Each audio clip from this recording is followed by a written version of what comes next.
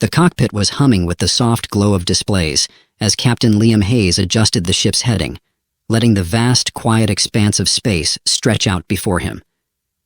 The ether drifted in the deep quiet, miles of emptiness humming just beyond the reinforced hull. He breathed it all in, savoring the thrill that still crept up his spine, no matter how many years he'd spent out here. "Alana, scan for anomalies," he said, his fingers brushing over the controls. The onboard AI flickered to life, a soft feminine voice filling the silence. "Scanning, Captain," Alana replied. "All standard data points appear stable. No anomalies within a 1-parsec radius." "Thanks, Alana. Keep an eye out. Something feels off." Liam's instincts had rarely steered him wrong, and they were tingling now. He had an unsettling sense, as if the universe itself held its breath, something lying in wait, just outside his sensor's reach. It was a familiar feeling that, in his experience, usually led to something remarkable or dangerous.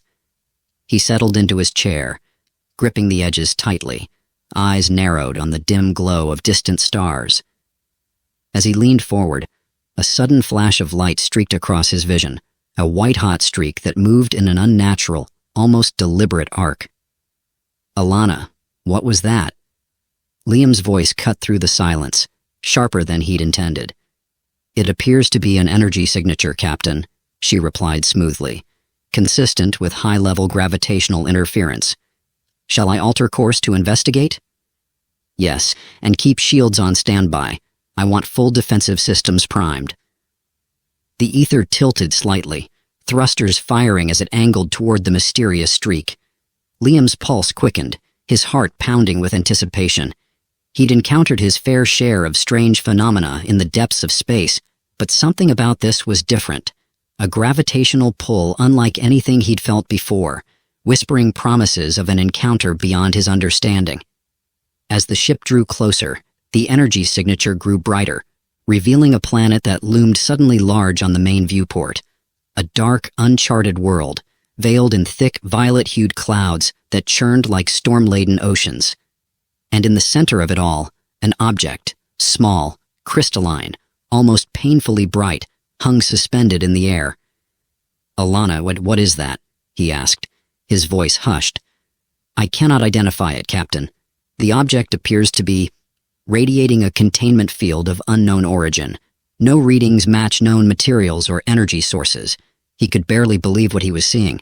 Some force seemed to call to him, urging him to reach out, to dive deeper. Liam exhaled slowly, his fingers brushing across the main console. "Well," he muttered to himself, "guess there's only one way to find out." Suddenly, the entire ship shuddered, the consoles flashing crimson as alarms blared. "Unstable energy detected. Brace for impact." Alana's voice crackled with urgency. The ship jolted, its systems spiraling into disarray. The world spun, twisted, until Liam felt as though he were being wrenched from time and space altogether. He gasped, clinging to his seat as his vision blurred, shapes and colors twisting before his eyes. And then, as suddenly as it had begun, everything went still. He opened his eyes to find himself face to face with her. She was standing in the cockpit, tall and impossibly still, her gaze piercing, like the cold fire of distant stars. Her skin was a shade of silver so soft it was almost ethereal, shimmering like liquid metal under the dim lights. She wore no visible clothing. Instead, silken strands of dark fabric, or perhaps shadow itself, coiled around her form, almost alive in the way they shifted and undulated. Who are you?" Liam managed, his voice wavering. She tilted her head slightly, her eyes like dark pools, endless and inscrutable. "You may call me Amara," she said, her voice soft but echoing as if it had traveled a great distance. "And you, Captain Hayes, have intruded upon my domain." "Your domain?" Liam swallowed, his mind racing as he tried to grasp what was happening. "I'm a researcher exploring the galaxy, cataloging stars, planets, phenomena. I didn't know anyone lived here." "There is much you do not know, Captain," Amara replied, a faint smile curving her lips. "But your ignorance does not absolve you. I've watched you approach for some time. I allowed it. Her eyes narrowed slightly, her gaze becoming sharper. "Tell me, what do you seek out here in the vastness of space?" "Knowledge," he answered almost automatically. "Understanding. There's so much out here we don't know, so much to discover. And you—" He gestured to her, to the strange world beyond his cockpit. "You're, well, unlike anything I've ever encountered." She studied him intently, as if peeling back layers of his thoughts, his intentions. "Many have passed through my domain, Captain," she said, her tone soft, but tinged with a distant sadness. "But few have ever truly seen me. Tell me, do you fear the unknown?" Liam hesitated.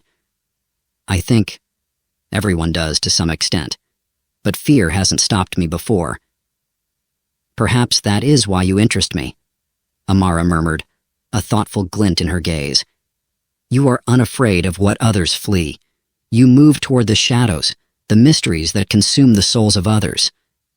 She took a step closer, and Liam's breath caught in his throat. Her presence was overwhelming. There was an aura around her that defied explanation, a sense of age and power that seeped into the air like an intoxicating perfume. He found himself leaning forward, almost against his will. "Listen, Amara," he said, struggling to keep his voice steady. "I don't mean any harm. I didn't even know this place existed until a few moments ago. If you let me go, I promise, I'll leave you in peace." For a long moment, she was silent. Her gaze seemed to soften, her dark eyes filled with a sadness so profound that it seemed to weigh the air itself. "Leave?" she echoed softly, almost to herself. "Is that what you desire most, Captain Hayes?" The question was almost unsettling in its intensity. I don't know," he admitted, caught off guard by her directness. "I mean, of course I want to return to my mission. But there's something about this place, about you, that I can't seem to look away from." A faint smile graced her lips, a ghostly expression that faded as quickly as it appeared. "That is because you are curious, drawn to what lies beyond the bounds of understanding." She took another step forward, her voice lowering, becoming almost intimate. "But be warned, Captain, some mysteries cannot be solved. Some answers lead only to deeper questions, questions that may consume you." Her words hung heavy in the air, filling the small space between them. For the first time in his life, Liam felt an unease that had nothing to do with physical danger. There was a gravity to her words, a promise of something both wondrous and terrifying. "What do you want from me?" he asked, his voice barely more than a whisper. Her gaze held his, unwavering. "Perhaps nothing. Or perhaps, I want everything you have to give." A cold shiver ran through him at her words, but he found himself unable to break her gaze. It was as if she had wrapped an invisible thread around him, binding him to her will. "You could release me," he ventured, his voice a strained murmur. "Release you?" Her smile returned, sad and distant. "There is no release from this place, Captain. There is only understanding." With that, the world around them faded, and Liam felt himself falling into an abyss deeper than anything he had ever known. Liam drifted in darkness, disoriented, weightless. He reached out instinctively, grasping at empty air, and then felt solid ground beneath him once more. He blinked, his eyes adjusting to the dim light around him. He was no longer in the cockpit of the ether. Instead, he found himself in a vast, dimly lit hall, its walls stretching out into shadowed infinity. The floors glistened like polished obsidian, reflecting pinpoints of distant starlight. Strange symbols, ancient and unreadable, marked the walls, casting faint, spectral glows. And there, in the center of it all, stood Amara, watching him with that same piercing gaze, her expression unreadable. "What is this place?" he managed, his voice barely more than a whisper, still dizzy from the sudden shift. "This is my domain," she replied, her voice a soft echo that seemed to come from all directions at once. "A sanctuary and a prison." Liam took a hesitant step forward, glancing around. But why bring me here? What am I supposed to see? What you see is what you must understand, Captain Hayes. Her gaze softened, yet it held a strange sadness, as though the weight of ages lay upon her slender shoulders. This hall, these walls, they are all that remains of a time long past. They hold fragments of lives, stories, countless voices lost to the stars, and they are my companions. She extended a slender hand, and as she did, the walls began to glow, faint images swirling within their surface. Liam watched in silent awe as scenes materialized, glimpses of ancient battles, cities bathed in alien light, a people who seemed both like and unlike any race he had ever seen. Who were they? He asked softly, drawn into the flickering memories like a moth to flame. They were once my kin, Amara answered, her voice distant, heavy with regret. My family, my friends, my world. She sighed, a quiet, almost fragile sound that reverberated through the empty space. I watched them rise, and I watched them fall. All of it. So long ago. Liam swallowed, his mind racing as he tried to process the implications of her words. You're the last of them? A faint nod. The last. The only one who remembers. She looked away, as if unable to meet his gaze. The punishment of the ages, Captain Hayes, is not death. It is life. Endless, solitary life. He felt a pang of something unexpected. Sympathy, maybe even empathy, as he took in the lonely figure before him. How long have you been here? Longer than you could comprehend, she replied, almost to herself. Her eyes darkened, fixed on a distant memory only she could see. They made me this way. They sealed me to this world, bound me in time as punishment for a discovery they feared. And so I have remained, while the stars have shifted, while empires have risen and crumbled to dust.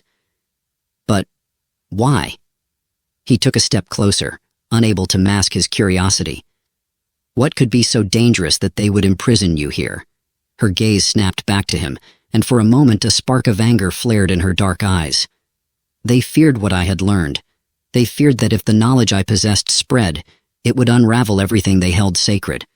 She looked away, her voice softening once more. And in the end, I was left with nothing but eternity. He hesitated, absorbing her words. There was a part of him that wanted to resist, to push back against her story, to cling to the rationality he had always known. But another part, the part of him that had always chased mysteries, that had always longed to see the unknown, felt a strange, inexplicable pull toward her. So, you're saying you've just been here alone for all this time? He asked, his tone softer now, almost hesitant. She nodded, a ghostly smile curving her lips. Until you came, she murmured, her voice almost a whisper. Liam felt a strange warmth rising in his chest, a feeling he could barely understand, let alone explain. He shook his head, trying to keep his thoughts clear. And you're keeping me here because I need someone to bear witness, she replied, stepping closer, her gaze locked onto his. To remember me, to remember them. Her voice held a hint of desperation now, a vulnerability that made his heart ache. You cannot imagine the solitude, the silence that stretches across centuries. When I saw your ship, your presence. Her voice faltered, and she looked away, as if ashamed of her own words. I couldn't let you leave, not yet. Amara. He hesitated, feeling a weight pressing down on him. Part of him wanted to reach out to her, to comfort her, but another part, a stronger part, fought against the feeling. You can't just keep me here. I have a life, a mission, You think I do not understand that? She interrupted, her voice suddenly sharp. She took another step forward, her gaze fierce. Do you think I wanted this? Do you think I wanted to be alone, to be cut off from everything I loved? I'm not saying that, he replied, taken aback by the intensity in her eyes. But holding me here, it's not right. It's cruel? She finished for him, her voice bitter. Yes, perhaps it is. but cruelty and necessity are often indistinguishable when one is endured as long as I have. They stood in silence, her words hanging heavy in the air between them. He could feel her pain, her sorrow, radiating from her like a physical force. And despite his instincts, despite everything telling him to resist, he found himself softening, his resolve faltering. "Maybe," he began slowly, his voice hesitant, unsure. "Maybe there's a way for both of us to get what we want." Her gaze flicked to him, a faint glimmer of hope in her dark eyes. "What do you mean?" "I mean, if you just let me go back to my ship, let me complete my mission." He hesitated, choosing his words carefully. "Then I could still come back to see you. I could return. I'd be here by choice, not force." Amara's expression darkened, the glimmer of hope extinguished as quickly as it had appeared. "You think I haven't tried that? You think you would be the first to promise me such a thing?"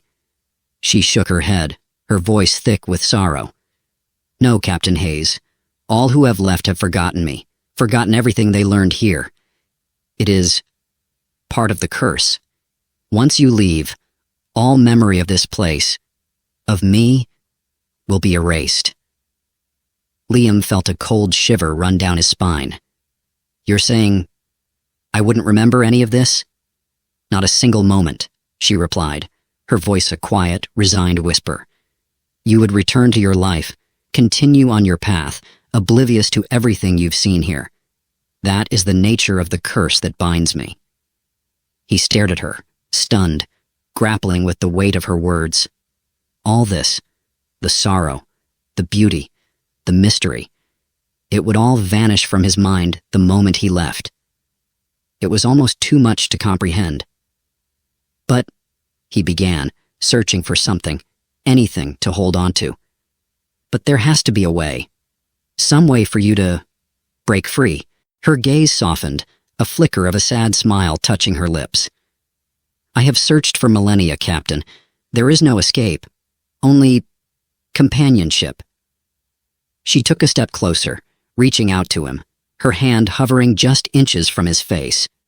"If you stay, if you choose to remain here, you would be free from the curse's effects, but the decision must be yours." Liam felt a strange tightness in his chest, a pull that seemed to resonate deep within him. The thought of staying with her, of sharing her world, of becoming a part of her endless existence, it was both terrifying and oddly compelling. He swallowed, his mind racing, the weight of the choice pressing down on him like a crushing force. "Amara," he murmured, his voice barely audible. I don't know what to say." "You don't have to decide now," she whispered, her hand finally reaching him, brushing against his cheek with a feather-light touch. "I will not force you. But know this, Captain Hayes." Her gaze deepened, filling with a strange intensity. "In all the ages I have endured, I have never met another like you. If you choose to leave, I will lose something I may never find again." The air between them grew heavy, charged with a tension that seemed to pulse with a life of its own. He stared into her eyes, feeling himself drawn into the dark, endless depths, caught between the pull of his own freedom and the strange, inexplicable bond that had formed between them. He had come here searching for knowledge, for adventure. But now, faced with the weight of her words, with the loneliness that lingered in her gaze, he realized he had stumbled into something far deeper, far more complex than he had ever anticipated. Liam stood at the edge of the vast, glimmering hall, Amara's quiet words still echoing in his mind. The silence stretched around them, heavy and consuming as he grappled with the weight of the choice before him. "If I stay," he began, breaking the silence, his voice barely more than a whisper. "If I choose to stay here, Amara, what happens then?" Amara's dark, enigmatic eyes met his, holding him captive with their depth. "Then you would become part of this place," she said softly, her voice reverberating through the shadows. "You would share my world, my memories, and, in time, my solitude." Her words hung heavy in the air like a binding promise. He searched her face, feeling her loneliness as if it were his own, and in that moment, he knew he was standing on the brink of something that would change him forever. "I don't know if I can give up everything," he admitted, his voice wavering. "My life, my memories, my freedom. It's too much to ask." A flicker of sadness crossed her face, and she nodded, as if she'd known his answer all along. "Then take your leave, Captain Hayes. Go back to your stars, your worlds, your life." She paused, and her expression softened, though her eyes held a resigned sorrow. "But know this. If you leave, all that we have shared will fade from your mind. The memory of me, of this place, of all you have seen here, it will vanish, like a dream." A wave of uncertainty washed over him. He felt torn, as if he were being pulled in two directions at once. On one side, the allure of returning to his mission, to his life of exploration and discovery. On the other, the connection he had felt with Amara, a connection that felt both frightening and precious. He took a deep breath. "Amara, isn't there any other way? Some way that we could both be free?" Her gaze dropped, and for the first time, he saw something akin to vulnerability flicker in her eyes. "I once thought there was," she murmured, almost too softly to hear. "Long ago I believed that if I could find one who understood, who saw me as I am, then perhaps I could be freed. But no one who has entered this place has stayed. They have all left, and they have all forgotten." He stepped closer, reaching out to her, almost instinctively. "Amara, maybe I can stay a little longer, just to try and find a way to break the curse." She shook her head, her expression filled with a sadness that seemed to stretch across centuries. "Even if you stayed, Captain, the curse that binds me is not so easily broken. It was crafted by those who wielded powers beyond your imagining. I cannot ask you to sacrifice your life, your dreams, for a burden that is not yours to bear." Liam hesitated, feeling a swell of frustration and helplessness. He wanted to help her, to save her from this fate, but every solution seemed to slip through his fingers like sand. Then, if there truly is no way, if leaving means forgetting, he took a deep breath, steadying himself. "Let me remember this moment, even if it's only in this moment." Amara looked at him, her gaze filled with a strange mixture of gratitude and sorrow. "A fleeting wish, Captain Hayes," she said, her voice almost a whisper. "But perhaps it is enough." He opened his mouth to respond, but before he could speak, she reached out, placing her hand against his chest. A sudden warmth surged through him, filling him with an energy that felt both foreign and familiar, as if her essence were pouring into him. His vision blurred, and for a moment he glimpsed fragments of her life, her people, her world, her endless solitude. And then, as quickly as it began, the visions faded, and he was left with the overwhelming silence of her presence. "I've given you all I can," she whispered, stepping back, her hand lingering against his chest for just a moment longer. "A memory, a fragment of my existence. But you must choose, Liam. If you leave, you will forget. But if you stay—" He swallowed, feeling the gravity of her words settle within him. He knew that this was it, the final moment, the choice that would determine everything. I have to leave," he said at last, his voice thick with regret. "I can't abandon my life, Amara, but—" He hesitated, the words catching in his throat. "I won't forget you, even if the curse says I will." A faint, bittersweet smile curved her lips. "Then go, Captain Hayes. Return to your stars. But remember, some part of me will remain with you, even if you cannot recall my name."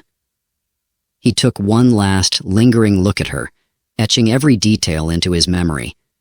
And then, with a heavy heart, he turned and stepped away, moving back through the darkened hall, back toward the light. The world around him began to blur, colors shifting and swirling, until he felt himself pulled upward, back toward the familiar confines of his ship. The sensation of weight returned, the cold solidity of the floor beneath his boots, and the hum of the ether's systems enveloped him once more. He looked around, disoriented, his mind foggy, as though he had just woken from a deep sleep. "Alana," he murmured, his voice hoarse. "Alana, what's our status?" "Systems nominal, Captain," the AI replied, her voice calm and even. "We are holding position within standard space." He rubbed his temples, a faint nagging ache throbbing at the back of his mind. I feel like I was just—" His voice trailed off, and he frowned, struggling to piece together the fragments of his memory. But try as he might, the details remained elusive, slipping further and further from his grasp. All he could recall was a sense of profound emptiness, a strange feeling of loss that he couldn't explain. "Captain?" Alana's voice broke through his thoughts, gentle and unobtrusive. "Is everything all right?" "Yeah, I think so," he replied, though the words felt hollow. He glanced out at the stars, a vague sense of longing filling his chest. There was something he was missing, something important, but he couldn't for the life of him remember what it was. Taking a deep breath, he turned back to the controls, setting the ship on course toward the next sector of space. The vast emptiness stretched before him, silent and infinite, and yet he felt a strange sense of peace, as if a presence lingered somewhere in the quiet. Just as he was about to engage the thrusters, he caught a glimpse of his reflection in the cockpit's glass. His hand went to his chest, where a faint silvery mark glimmered just beneath his shirt. A small, intricate symbol, almost like a piece of jewelry embedded in his skin. A chill ran down his spine as he stared at it, his mind racing with questions he could not answer. The symbol felt familiar, as though it were tied to something precious, something he had lost and yet still held within him. "Alana," he began, his voice barely more than a whisper. "Do you see this? This mark?" But the AI remained silent, as if unable to detect the symbol at all.